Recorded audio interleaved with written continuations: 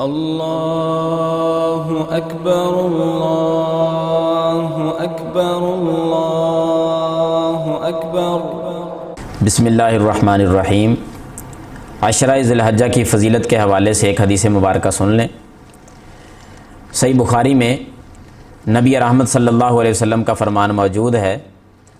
آپ صلی اللہ علیہ وسلم نے فرمایا کہ ان 10 دنوں کے اندر، یعنی ذی الحجہ کے پہلے 10 دن، ان میں جو نیکی بھی کی جائے، جو عمل صالح کیا جائے، وہ کتنی فضیلت رکھتا ہے، کتنا مقام رکھتا ہے۔ فرمایا پورے سال میں باقی دنوں میں وہ نیکی کی جائے اور ان 10 دنوں میں نیکی کی جائے۔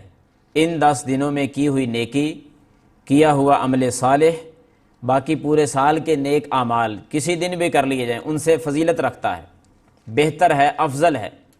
جب یہ حدیث بیان کی تو صحابہ کرام نے سوال کیا، اے اللہ کے رسول صلی اللہ علیہ وسلم، ولل جہاد فی سبیل اللہ، کیا اللہ کے راستے میں جہاد کرنا باقی دنوں میں، ان 10 دنوں کے علاوہ، کیا وہ بھی اتنا افضل نہیں ہے؟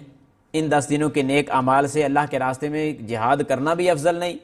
آپ صلی اللہ علیہ وسلم نے فرمایا ولل جہاد فی سبیل اللہ، اللہ کے راستے میں جہاد کرنا بھی باقی دنوں میں، ان 10 دنوں کے مقابلے میں وہ افضل نہیں ہے۔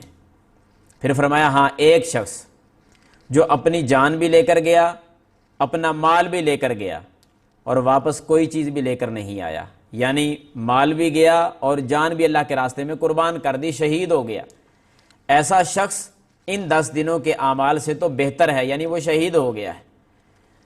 اور اگر غزوہ کر کے واپس آ گیا، غازی بن گیا، تو اس کا وہ عمل ان 10 دنوں کی نیکیوں سے افضل نہیں ہے۔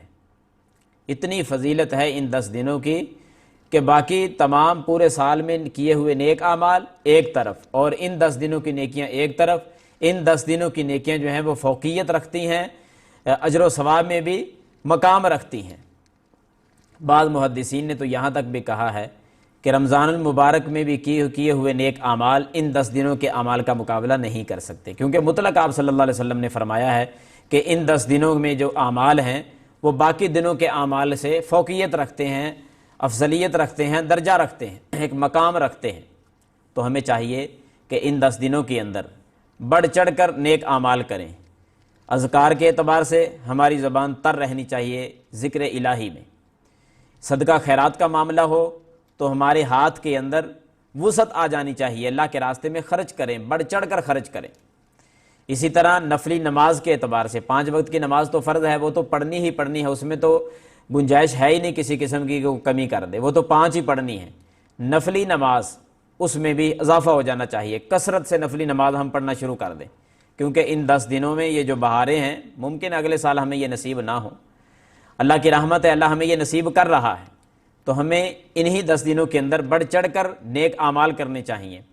صدقہ خیرات کے حوالے سے، ذکر و اذکار کے حوالے سے، قرآن مجید کی تلاوت کے اعتبار سے، نفلی نماز کے اعتبار سے، ہر لحاظ سے جتنی نیکیاں آپ کے سامنے آئیں کر گزریں ان 10 دنوں کے اندر، کیونکہ ہو سکتا ہے یہ بہاریں دوبارہ نصیب نہ ہو سکے۔ اللہ عمل کی توفیق عطا۔